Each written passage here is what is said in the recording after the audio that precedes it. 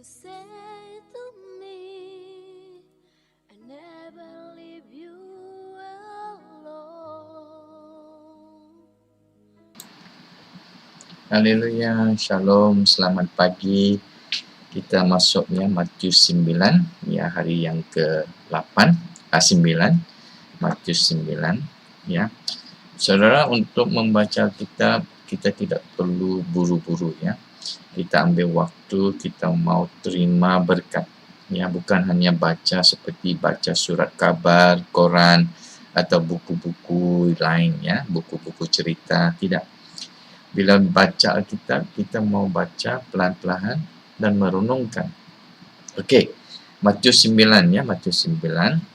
Ayat penting yang ada dalam Matius 9, ayat 1, Yesus naik perahu dan kembali ke kotanya, dan di sana Yesus menyembuhkan seorang yang lumpur, ya, lumpur. Okey, ayat 9, Yesus memanggil Matius, ya, dari rumah cukai.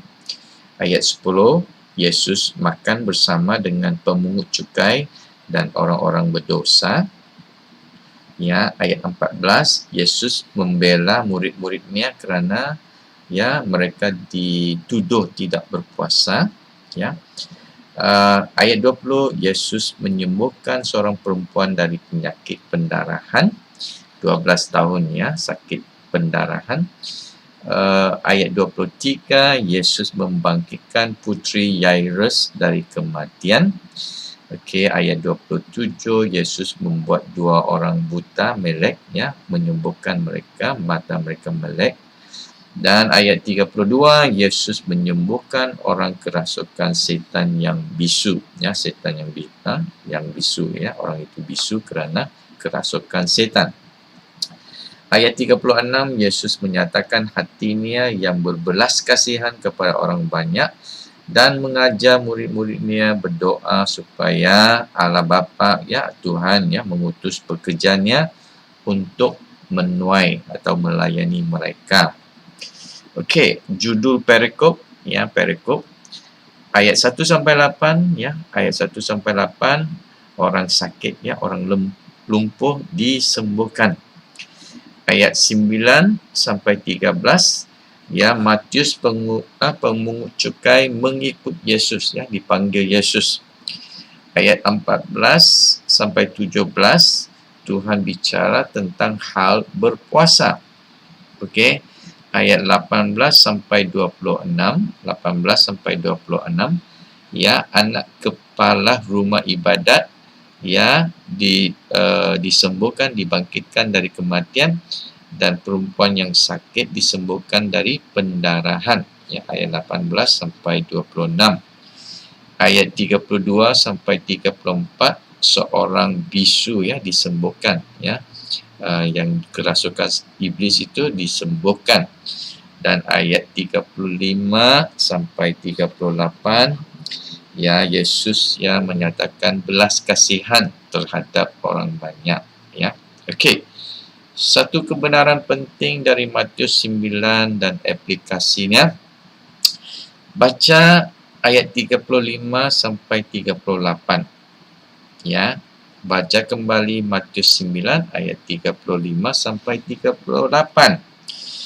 Perhatikan, ya, apa yang menjadi fokus atau tumpuan Yesus Kristus. Mengapa dia usaha mengeliling ke semua kota dan desa-desa? Ya, mengapa? Kerana Yesus memiliki hati seperti Bapa, Allah Bapa. Dia melihat, ya, dia melihat orangnya ramai di bumi ini. Dia mengasihi orang yang ada di bumi ini. Dia melihat bahawa, ya, tanpa Tuhan mereka seperti orang yang lelah dan terlantar, seperti domba yang tidak bergembala, seperti orang yang tidak dipedulikan atau dirawat, domba yang tidak bergembala. Jadi, saudara, bagaimana dengan kita, orang percaya? Adakah kita memiliki hati yang sama seperti Tuhan Yesus? Ya, kalau kita memang memiliki hati, ya, ya seperti Yesus, tindakan apa yang Tuhan minta daripada kita? Ya, tindakan pertama adalah bahawa Tuhan minta ya supaya kita berdoa untuk mereka.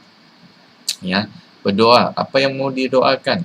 Doa supaya Allah Bapa ya yang mengetahui hati manusia akan mengutus pekerja-pekerjanya ya kepada mereka yang siap untuk mendengar khotbah, siap untuk menerima pelayanan Tuhan. Ya. Jadi berdoalah untuk Tuhan, kepada Tuhan untuk mengutus pekerja-pekerjanya kepada mereka. Ya. Jadi saudara siap berdoa seperti apa yang Tuhan kehendaki. Kalau saudara siap, pertama-tamanya dalam saat teduh saudara, marilah kita jangan hanya berdoa untuk keperluan kita, tapi mula berdoa untuk orang lain. Dan juga marilah kita melibatkan diri, ya, serahkan diri untuk ikut kebaktian doa di gereja masing-masing. Haleluya, saudaraku. God bless us. Amen.